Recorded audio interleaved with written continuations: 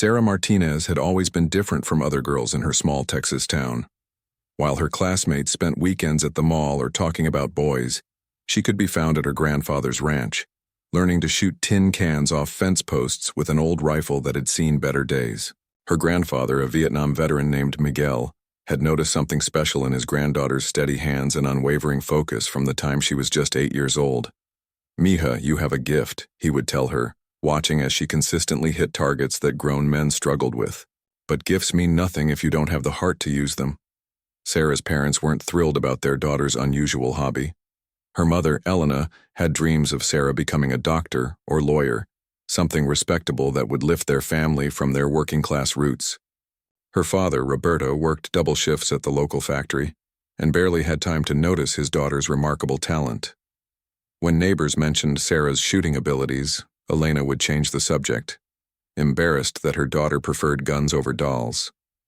At school, Sarah tried to fit in, but her interests set her apart. When other students talked about their weekend activities, she had little to contribute. She couldn't share stories about shopping trips or sleepovers when her weekends were spent, learning about wind patterns, breathing techniques, and the mathematics of long-distance shooting. Her grandfather had taught her that precision shooting was both an art and a science, requiring not just steady hands, but also a sharp mind capable of calculating distance, wind speed, and bullet drop in seconds. The mockery began in middle school. During a career day presentation, when Sarah mentioned she was interested in military service, specifically as a marksman, her classmates erupted in laughter. Jessica Thompson, the most popular girl in school, made sure everyone heard her comment. "Sarah thinks she's going to be some kind of soldier. Girls can't even be in combat units." The teacher did nothing to correct this misinformation or defend Sarah's ambitions. The taunting continued through high school. Sarah's dedication to her shooting practice made her an easy target for jokes. Students would make gun gestures with their fingers when she passed in the hallways, calling her Annie Oakley in a mocking tone. During gym class, when teams were chosen for sports, Sarah was always picked last, despite her excellent hand-eye coordination and competitive spirit. Her classmates assumed that because she was quiet and preferred solitary activities, she must be weak or antisocial. What they didn't understand was that every afternoon at her grandfather's ranch, Sarah was developing skills that would one day amaze the world. Miguel had connections with retired military personnel who occasionally visited to share their knowledge. They taught Sarah advanced techniques that most civilians never learned: how to control her heartbeat to shoot between beats, how to read environmental conditions, and how to maintain focus under pressure. By her senior year, Sarah could consistently hit targets at distances that impressed even the experienced veterans who trained her. She had developed her own techniques, combining traditional marksmanship with innovative approaches that seemed to come naturally to her. Her grandfather encouraged her to enter local shooting competitions, where she began to turn heads by outperforming men twice her age with decades more experience. But at school, the mockery persisted. During senior year, when college and career plans were discussed, Sarah's announcement that she planned to join the military was met with the same dismissive laughter she had endured for years. Her guidance counselor, Mrs. Patterson, suggested she consider more realistic options for someone of her background and gender. Even her own parents seemed skeptical, worried that their daughter was chasing an impossible dream that would only lead to disappointment. The final insult came during graduation week. At a class party, Jessica Thompson, now headed to an expensive private college, made a toast that included a mocking reference to Sarah's military ambitions. "Here's to following realistic dreams," she said, looking directly at Sarah. "Some of us know the difference between fantasy and reality." The entire room laughed, and Sarah felt the familiar sting of humiliation that had followed her throughout her school years. That night, Sarah sat with her grandfather on the porch of his ranch, watching the sunset paint the Texas sky in brilliant oranges and reds. Miguel had noticed her quiet mood and didn't need to ask what had happened. He had seen the way people looked at his granddaughter, the dismissive expressions and condescending smiles that greeted her ambitions. "Mija," he said softly, "the world will try to tell you who you are and what you can do. You can, but you know something they don't. You know what you're capable of. Those people laughing at you today will be reading about you in the newspapers someday. He paused, watching her face carefully. But only if you believe in yourself enough to prove them wrong. Sarah made a decision that night that would change her life forever. She would join the military, and she would find a way to show the world exactly what she was capable of. She had no idea that her path would eventually lead her to break records that had stood for decades, or that she would face challenges far greater than the mockery of high school classmates. All she knew was that she had a gift and she was finally ready to use it. 3 months after graduation, Sarah stood in line at the military recruitment office in San Antonio, her heart pounding with a mixture of excitement and nervousness. The recruiter, Sergeant First Class Williams, looked her up and down with barely concealed skepticism. At 5 feet 4 inches and weighing just over 100 pounds, Sarah didn't fit the typical image of a soldier, let alone someone aspiring to elite military units. "So, you want to be in the Army?" Williams said, tapping his pen against his clipboard. "What makes you think you've got what it takes? Basic training isn't summer camp, and I don't have time to babysit recruits who can't handle the pressure."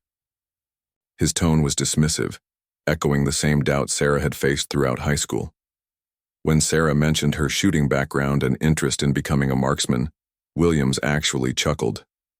"Honey, shooting tin cans in your backyard isn't the same as combat training. Military marksmanship requires strength, endurance, and mental toughness that most people, especially young women, simply don't possess." He slid a stack of papers across the desk. "Maybe you should consider a support role instead. Administration, logistics, something more suitable." But Sarah had come too far to be deterred by another person's limited vision. She signed the papers that day, choosing the infantry with a marksmanship specialty, despite Williams's continued attempts to steer her toward safer options. As she left the recruitment office, she heard him telling another recruiter, "That little girl is going to wash out before she makes it through week 2 of basic." 8 weeks later, Sarah arrived at Fort Benning, Georgia for basic training. The moment she stepped off the bus, the challenges began. Drill Sergeant Martinez, no relation despite sharing her last name, took one look at the slight young woman among the predominantly male recruits and shook his head. "Great. Another one who thinks the Army is going to be like the movies," he muttered to his assistant. The physical demands of basic training were unlike anything Sarah had experienced. While her shooting background had given her excellent hand-eye coordination and focus, it hadn't prepared her for the grueling physical conditioning required of infantry soldiers. She struggled with the obstacle courses, barely managed the required push-ups, and found herself falling behind during long marches with heavy packs. Her fellow recruits weren't supportive. Many came from military families or had played high school football, and they viewed Sarah as dead weight that might drag down their unit's performance.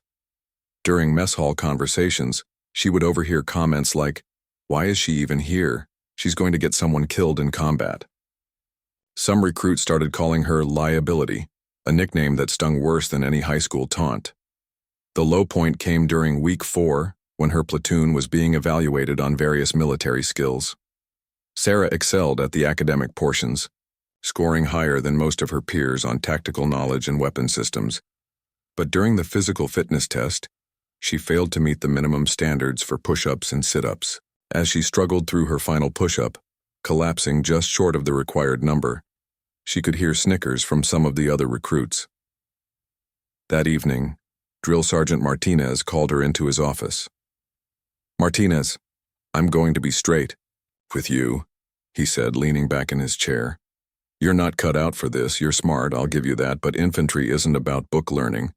It's about physical capability and mental toughness under extreme conditions. Maybe you should consider reclassifying to a different military specialty before you wash out completely." Sarah felt the familiar weight of doubt settling over her shoulders. Maybe everyone was right. Maybe she was fooling herself about her abilities.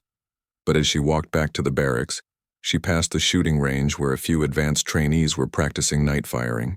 The sound of rifles echoing in the darkness reminded her of evenings with her grandfather, of the steady confidence she felt when she held a weapon, of the natural talent that had impressed even experienced shooters.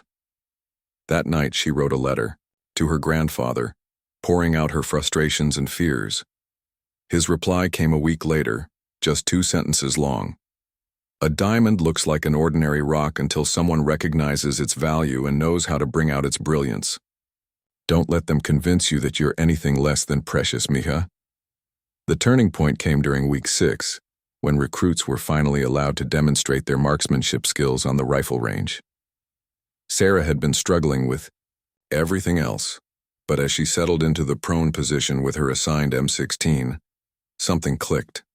The familiar weight of a rifle, the need for absolute focus and control. This was her element. The range instructor, Staff Sergeant Johnson, had heard about Sarah's difficulties in other areas and expected little from her. "All right, Martinez, let's see what you can do," he said, his tone suggesting he anticipated disappointment. "Remember, this isn't your grandfather's hunting rifle. Military weapons require different techniques and—" His voice trailed off as Sarah's first shot hit dead center at the 300-yard target. Then another, and another. 10 shots all clustered tightly around the bullseye in a group that would have been impressive for an experienced soldier, let alone a struggling recruit. Johnson walked over to examine the target, then looked back at Sarah with new interest. "Do that again," he ordered, setting up a fresh target. Sarah repeated the performance, this time even more precisely. The other recruits who had been mocking her just minutes before fell silent, watching in amazement as she consistently hit shots that many of them were missing entirely. "Where did you learn to shoot like that?" Johnson asked, his earlier dismissive attitude completely gone. When Sarah explained her background, he nodded slowly. "I've been training soldiers for 15 years, and I've never seen natural ability like this. We need to talk about your future in this army." For the first time since arriving at basic training, Sarah felt a spark of hope. Maybe she did belong here after all. Maybe her grandfather had been right about her having a gift worth sharing with the world. She had no idea that this moment on the rifle range was just the beginning of a journey that would eventually lead her to the most elite military units in the world, or that her struggles in basic training would seem insignificant compared to the challenges that lay ahead. Word of Sarah's extraordinary marksmanship spread quickly through Fort Benning. Staff Sergeant Johnson immediately contacted the post's advanced marksmanship unit, describing Sarah's performance in terms that bordered on disbelief. Within days, she found herself standing before Captain Rebecca Torres, the commanding officer of the elite sniper training program. Captain Torres was a veteran of multiple deployments and one of the few female officers to have completed advanced sniper training herself. She had heard Johnson's enthusiastic report with professional skepticism. Exceptional shooting in basic training didn't always translate to the complex demands of military sniping. When she first saw Sarah, still struggling with basic physical requirements and looking lost among the much larger male recruits, Torres wondered if Johnson had exaggerated. "Martinez, I understand you have some shooting experience," Torres said, maintaining a neutral expression. "But what we do here is completely different from anything you've encountered. Military sniping isn't just about hitting targets. It requires advanced mathematics, meteorology, psychology, and physical endurance that pushes most soldiers to their absolute limits. Are you prepared for that level of commitment?" Sarah's response was quiet but determined. "Yes, ma'am. I want to learn everything you can teach me." Something in her tone, a quiet confidence that hadn't been there during her struggles with basic training, caught Torres's attention. The advanced marksmanship evaluation took place on a range that was far more challenging than anything Sarah had experienced. Targets at various distances, some partially concealed, others requiring shots at extreme angles. Weather conditions were deliberately difficult, a crosswind that kept changing direction, and afternoon heat that created shifting air currents. As Sarah settled into position, she felt the familiar calm that came over her when shooting. This was her element, the place where all her training and natural ability converged. Her first shot at 400 yards hit center mass. The second, at 600 yards through a narrow window in a mock building, was equally precise. But it was her third shot that made Captain Torres lean forward with intense interest. The target was at 800 yards, partially obscured by foliage, requiring Sarah to calculate not just distance and wind, but also the trajectory needed to thread. Her bullet threw a gap barely larger than the bullet itself. Sarah took her time, analyzing the conditions, feeling the wind patterns, calculating the necessary adjustments. When she fired, the bullet found its mark with surgical precision. "Impossible," muttered Sergeant Williams, who had come to observe, after hearing rumors about the recruit he had tried to discourage from enlisting. "That's a shot most trained snipers would struggle with. How is she doing this?" Captain Torres was wondering the same thing. She had Sarah repeat the performance, with different targets at varying distances and conditions. Each time Sarah adapted quickly to new challenges, demonstrating not just natural accuracy but an intuitive understanding of ballistics that usually took years to develop. After the evaluation, Torres pulled Sarah aside. "Martinez, what you demonstrated today is remarkable, but I need you to understand something. Natural talent will only take you so far. The Advanced Sniper program has a 92% failure rate. It requires not just shooting ability, but also advanced academic study, psychological resilience, and physical conditioning that makes basic training look easy. Are you prepared for that?" Sarah thought about all the people who had doubted her, from her high school classmates to the recruitment sergeant to her fellow basic training recruits. "Ma'am, I've been underestimated my entire life. I'm used to people thinking I can't do something, but I've never found anything I couldn't do if I was willing to work hard enough." Torres smiled for the first time during their conversation. "Good. Answer. Report to advanced training Monday morning. But understand this. I'm not going to go easy on you because you're the only woman in the program, and I'm not going to make excuses if you can't keep up. You'll be held to the same standards as everyone else." The Advanced Sniper program was everything Torres had promised and more. The academic requirements were intense. Sarah had to master advanced mathematics, physics, meteorology, and psychology. She learned to read wind patterns that were invisible to most people, calculate bullet trajectories that accounted for dozens of variables, and understand the psychological aspects of long-distance shooting.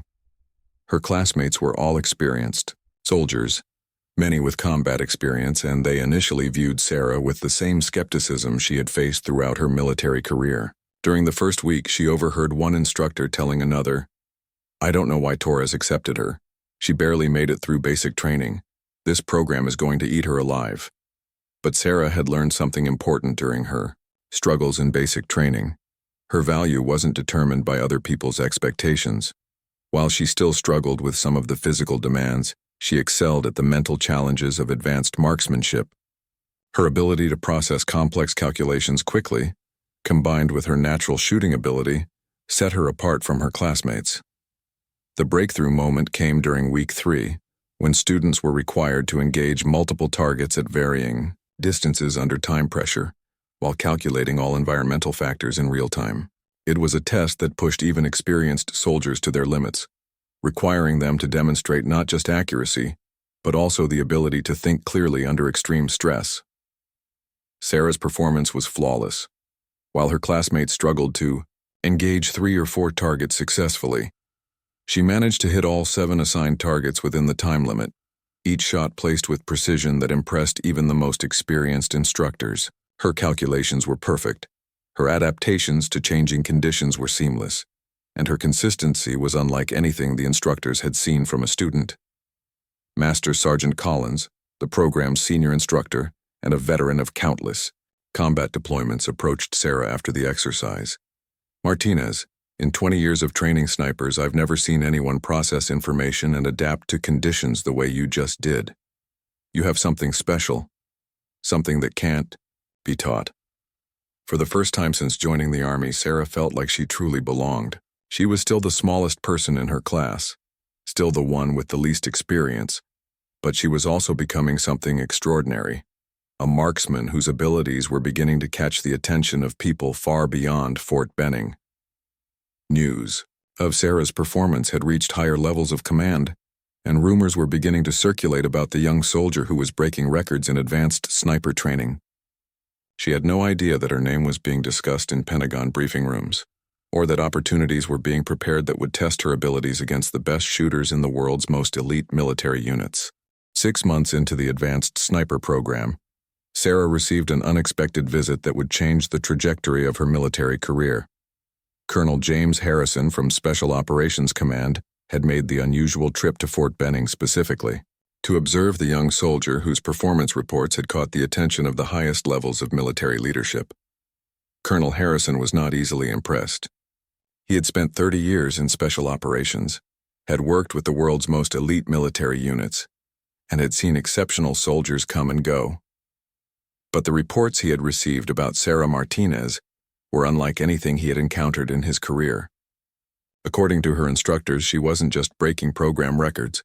She was redefining what they thought was possible in precision marksmanship. "Martinez, I'm here because your performance has raised some eyebrows in Washington," Harrison explained during their private meeting. "We have a situation that requires someone with very specialized skills. There's a joint training exercise coming up with Navy SEALs, and they've requested the opportunity to work with our best marksmen. Your name came up." Sarah felt her pulse quicken. Working with SEALs was an opportunity most soldiers could only dream about. But Harrison's next words brought her back to reality. "I need to be honest with you. The SEALs specifically requested this collaboration to prove a point. They believe that Army snipers, particularly those without combat experience, can't match their shooting standards. They're especially skeptical about young soldiers and—" He paused, choosing his words carefully. "Soldiers who don't fit their traditional expectations." The challenge was clear. The SEALs weren't inviting Sarah to collaborate. They were inviting her to fail publicly, to demonstrate the superiority of their training and selection standards. It was the military equivalent of the mockery she had faced throughout her life, just at a much higher level. 2 weeks later, Sarah found herself at the Naval Special Warfare Training Facility in Coronado, California. The environment was intimidating. Everything from the base layout to the instructors radiated an intensity that was unlike anything she had experienced. The SEALs she would be training with were legends in their own right, operators with multiple combat deployments and shooting skills that had been honed in the world's most dangerous environments. Master Chief Petty, Officer David "Gunny" Peterson, was the lead instructor for the exercise, a man whose reputation in special operations circles bordered on mythical. He had been skeptical when told that an Army soldier, and a young woman no less, would be participating in their advanced marksmanship training. When he first saw Sarah, barely visible among the group of imposing SEAL operators, his skepticism turned to disbelief. "So you're the Army's secret weapon," Peterson said, his voice carrying a mixture of amusement and condescension. "I hope you understand that this isn't a demonstration range. We train at operational tempo here, under conditions that simulate real combat stress. If you can't keep up, we'll send you back to Fort Benning with a nice participation certificate." The first day was designed to be an introduction to SEAL shooting standards, but Sarah quickly realized it was actually a deliberate attempt to overwhelm her. The course of fire was far more demanding than anything in her Army training. Multiple targets at extreme distances, time constraints that barely allowed for proper sight alignment, and environmental conditions that would challenge even experienced operators. The SEAL operators watched with obvious anticipation as Sarah approached the firing line. Several were making quiet bets about how quickly she would fail, while others whispered comments about Army standards and affirmative action promotions. The atmosphere was charged with expectation. They were waiting for her to prove their preconceptions correct. Sarah took her position, feeling the weight of dozens of eyes upon her. This was the moment that would define not just her own future, but potentially the perception of female soldiers in special operations communities. The familiar calm settled over her as she focused on the first target, blocking out the whispered comments and sideways glances. Her first shot silenced the whispers immediately. Dead center at 600 yards, fired under time pressure that had caused several SEAL operators to miss their targets entirely. The second shot, at an even greater distance through a narrow opening, was equally precise. By her fifth shot, the range had gone completely quiet. Peterson walked over to examine Sarah's targets, his expression shifting from skepticism to confusion to something approaching respect. "That's some shooting, soldier," he admitted grudgingly. "But this was just the warm-up. Tomorrow we get serious." The next day brought the real test, a course that combined precision shooting with physical movement, stress positions, and time, constraints that pushed even experienced SEALs to their limits. Operators had to navigate obstacles while carrying full gear, engage targets from awkward positions, and maintain accuracy while their heart rates were elevated and their muscles were fatigued. Sarah struggled with some of the physical demands just as she had throughout her military training. She was slower climbing obstacles, carried less weight than her male counterparts, and showed obvious fatigue during the most demanding portions of the course. The SEALs watched these struggles with satisfaction, convinced that her shooting performance the previous day had been a fluke. But when it came time to engage targets, something remarkable happened.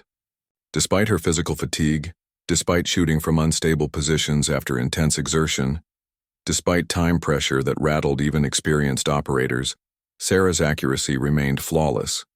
Shot after shot found its mark with precision that defied the challenging conditions. The defining moment came during the final exercise of the week. Operators were required to engage a series of targets at maximum range, over 200 yards, under conditions that simulated real combat stress. Wind was gusting unpredictably, heat mirages were distorting vision, and operators had just completed a grueling physical challenge that left them exhausted and shaking. One by one, the SEAL operators took their shots. These were some of the most skilled marksmen in the world, men whose shooting abilities had been proven in combat, yet the extreme conditions pushed several of them to miss their targets entirely. Others managed hits, but not with the precision that operational requirements would demand. When Sarah's turn came, Peterson made one final attempt to rattle her confidence. "This is where we separate the real operators from the wannabes, Martinez. Miss this shot and you can tell everyone back at Fort Benning that you tried your best." Sarah settled into position, her breathing controlled despite her fatigue. She had learned to read environmental conditions that most people couldn't even perceive, to calculate adjustments in her head faster than computers could process them, and to maintain focus under pressure that would break most people. As she prepared to fire, she thought about her grandfather's words. "A gift means nothing if you don't have the heart to use it." The shot was perfect, not just a hit, but a bullseye at maximum range under conditions that had challenged every other shooter. The range fell completely silent as Peterson examined the target through his spotting scope. When he looked up, his expression had changed completely. "Ladies and gentlemen," he announced to the assembled SEALs, "I think we just witnessed something extraordinary." Master Chief Peterson's acknowledgement of Sarah's extraordinary performance marked a turning point that neither of them could have anticipated.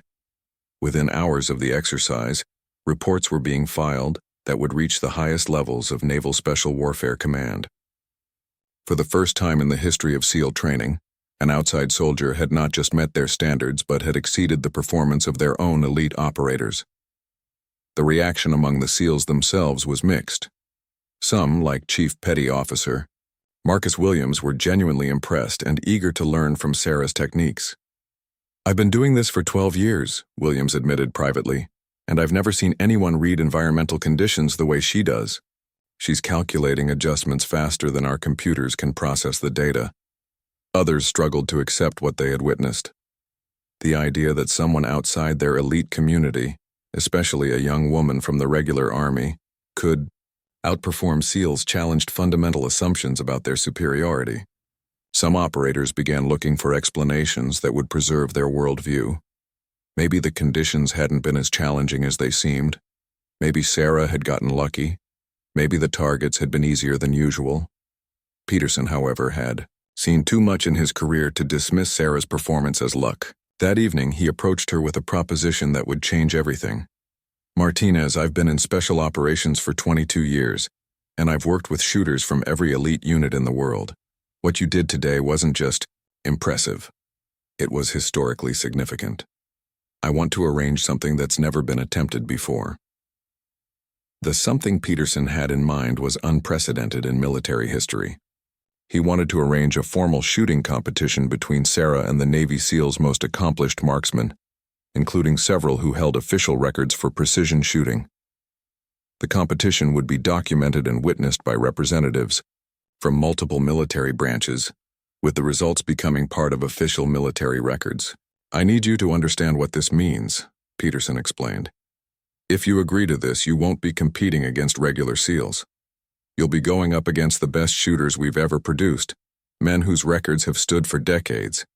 And, if you lose, it won't be quietly forgotten. It will become part of military lore that the woman who thought she could challenge SEAL standards got humbled. Sarah felt the familiar weight of expectation, the same pressure she had experienced throughout her life whenever people doubted her abilities. But she also felt something new, a confidence built on years of proving herself against increasingly difficult challenges. Master Chief, I didn't come this far to back down from the real test. When do we do this? The formal competition was scheduled for 2 weeks later, giving both sides time to prepare. News of the unprecedented event spread rapidly through military special operations communities. For the first time in history, an outsider would be formally challenging Navy SEAL shooting records in a documented competition that would become part of official military history. Sarah spent the intervening weeks in the most intense preparation of her life. She worked with Captain Torres, who had flown to California specifically to support her student. Together, they analyzed every aspect of the upcoming challenges, from the specific weapon systems that would be used to the environmental conditions they might face. Sarah practiced techniques she had been developing since childhood, refining methods that combined traditional marksmanship with innovative approaches that seemed to come naturally to her. Meanwhile, the SEALs selected their 3 best marksmen to represent their community. Chief Petty Officer James Lightning Rodriguez held the current record for long-distance precision shooting. Senior Chief David Chang was legendary for his ability to hit targets under extreme stress conditions. Master Chief Robert Ice Thompson had more combat shooting experience than almost anyone in active service. These were not just skilled marksmen, they were legends within the special operations community, men whose shooting abilities had been proven in the world's most dangerous environments. The idea that a young Army soldier could challenge their records seemed absurd to most observers. Military betting pools were heavily weighted against Sarah, with most experienced operators convinced that the competition would serve as a reality check for the woman who had briefly impressed some SEALs during training exercises. The day of Ain. The competition dawned clear and windy, conditions that would challenge even the most experienced marksmen. Representatives from Army, Navy, Air Force, and Marine Special Operations units were present to witness what many were calling the most significant marksmanship competition in modern military history. The format was straightforward but demanding. 3 different courses of fire at varying distances and conditions, with each competitor's performance measured not just on accuracy, but also on consistency and speed. The challenges were designed to test every aspect of precision shooting, from basic marksmanship fundamentals to the complex calculations required for extreme distance engagements. As Sarah prepared for the first course of fire, she noticed something that reminded her of high school. The whispered conversations, the sideways glances, the barely concealed expectations that she would fail. But she also noticed something different: the respect in Master Chief Peterson's eyes, the encouragement from Captain Torres, and the quiet confidence that had grown within herself through years of exceeding other people's limited expectations. The first course required precision shooting at multiple targets from 300 to 800 yards, with time limits that barely allowed for proper sight alignment. Sarah's performance was flawless.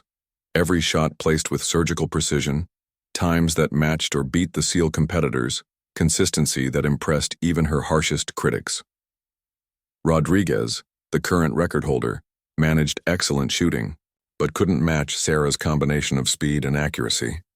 Chang, known for his consistency, found himself slightly behind Sarah's pace. Thompson, with all his combat experience, was visibly frustrated as Sarah continued to hit shots that he was missing by narrow margins. The second course pushed the challenge to extreme distances, shots beyond 1,000 yards under conditions that required complex calculations for wind, temperature, and atmospheric pressure.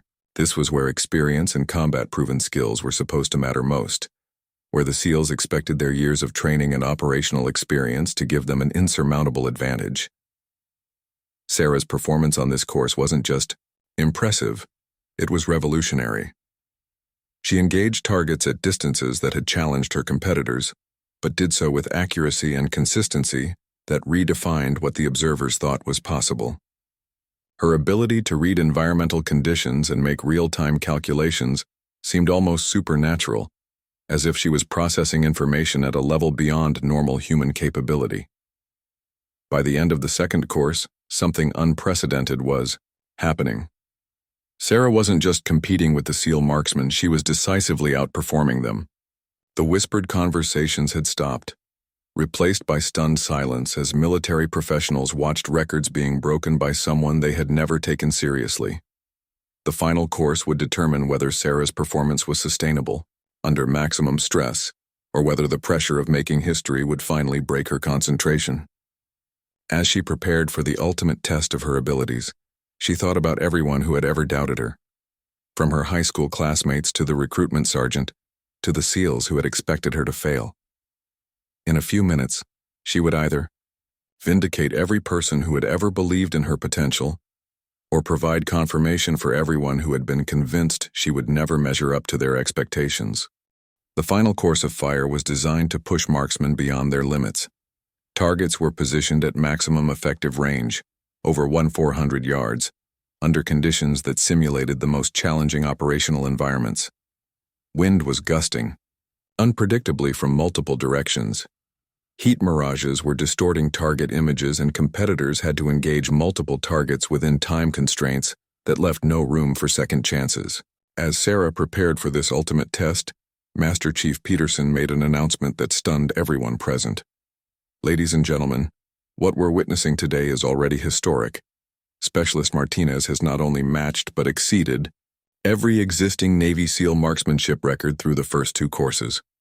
If she completes this final challenge successfully, she will hold the official record for precision shooting in the United States military. The weight of that statement settled over the assembled observers.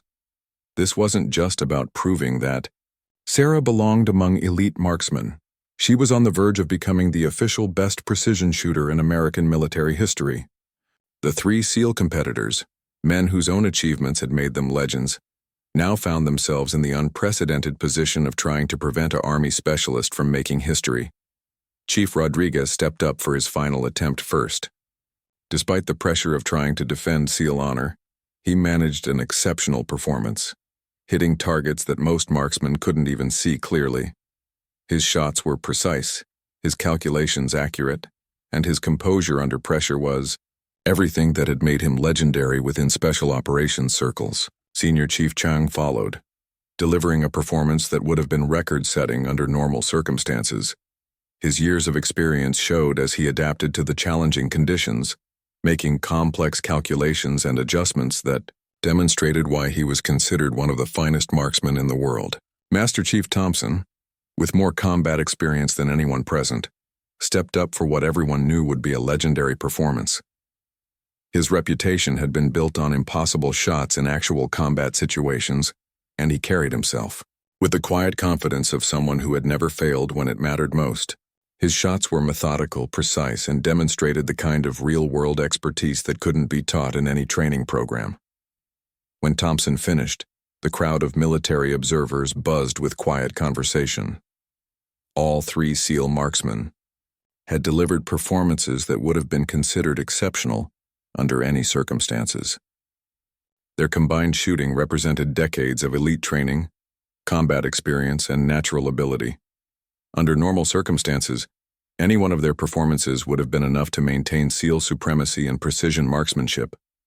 But these weren't normal circumstances, and Sarah Martinez wasn't a normal competitor. As Sarah approached the firing line for her final attempt, she felt strangely calm. The pressure that might have broken other shooters seemed to fade into background noise. She thought about her grandfather Miguel, who had first recognized her gift and taught her that talent without heart meant nothing. She thought about Captain Torres, who had given her the opportunity to develop her abilities when others saw only limitations. She thought about everyone who had ever believed she couldn't achieve something, and everyone who had encouraged her to prove them wrong. The first target was barely visible at maximum range, a speck against the horizon that required perfect calculation of wind drift, bullet drop, and atmospheric conditions. Sarah settled into her shooting position, feeling the familiar calm that had carried her through every challenge of her military career. Her breathing slowed, her heartbeat steadied, and the world narrowed to just her, the rifle, and the target. The shot broke cleanly, and through the spotting scope, observers watched the bullet find its mark with precision that seemed to defy the challenging conditions. A perfect hit at a distance that challenged the limits of both equipment and human capability. The second target required an even more complex shot, angled across wind currents that were shifting unpredictably. Sarah made mental calculations that took into account variables most marksmen couldn't even perceive, adjusting for conditions that changed moment by moment. Her shot again found its mark with surgical precision. Target after target fell to Sarah's methodical precision. Each shot demonstrated not just exceptional marksmanship, but also an understanding of ballistics and environmental factors that seemed almost supernatural. She wasn't just hitting targets. She was placing shots with accuracy that redefined what the assembled military professionals thought was possible. As Sarah engaged the final target, the most challenging shot of the competition, complete silence fell over the range. This shot would determine whether she would make history or fall just short of the record she had been challenging all day. The target was at absolute maximum range, partially obscured, requiring a shot that would test every skill she had developed throughout her life. Sarah took her time, reading conditions that were invisible to most observers, calculating adjustments that required split-second mental mathematics, and finding the focus that had carried her through every challenge she had ever faced. When she fired, the bullet's flight seemed to take forever, arcing through air currents and atmospheric conditions that would have defeated lesser marksmen. The spotter's call of "hit" was followed by stunned silence as the implications sank in. Sarah Martinez, the young woman who had been mocked in high school, doubted by recruiters, and underestimated by some of the world's most elite soldiers, had just shattered every precision shooting record in United States military history. Master Chief Peterson was the first to speak, his voice carrying a mixture of disbelief and professional admiration. Ladies and gentlemen, we have just witnessed something that will be talked about in military circles for generations. Specialist, Martinez has not only broken existing records, she has established new standards that may stand for decades. The 3 SEAL marksmen, men whose own achievements had made them legends, were among the first to congratulate Sarah. Rodriguez clasped her shoulder and said, "That wasn't just shooting. That was artistry. I've never seen anything like it." Chang nodded in agreement, adding, "You've raised the bar for all of us. This is what excellence looks like." Thompson, the most experienced combat veteran present, perhaps summed it up best. "In 25 years of military service, I thought I'd seen everything. You've shown me that there are still people in this world capable of redefining what's possible."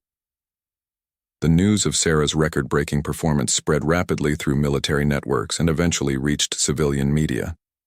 The young woman who had been dismissed as unrealistic in high school was now featured on magazine covers and news broadcasts as the greatest precision marksman in American military history.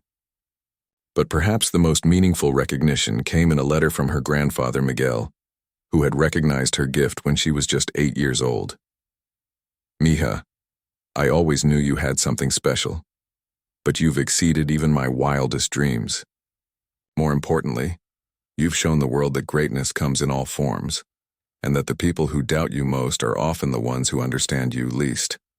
I am proud of the marksman you've become, but even prouder of the woman you are." Sarah's achievement changed more than just record books. Her success opened doors for other soldiers who didn't fit traditional expectations, proving that excellence could emerge from unexpected places and take unexpected forms. She became a role model for young women considering military careers, and her techniques became subjects of study in advanced marksmanship programs around the world. Years later, when asked about the moment she knew she had made history, Sarah would always return to the same theme. "Everyone who ever doubted me taught me something valuable. They taught me that other people's limitations don't have to become your own. The people who mock you today might be reading about you tomorrow, but only if you refuse to let their narrow vision define your possibilities." The girl who had been laughed at for her military ambitions had become the woman who redefined what was possible in precision marksmanship, proving that sometimes the greatest victories come not from meeting other people's expectations, but from having the courage to exceed them completely.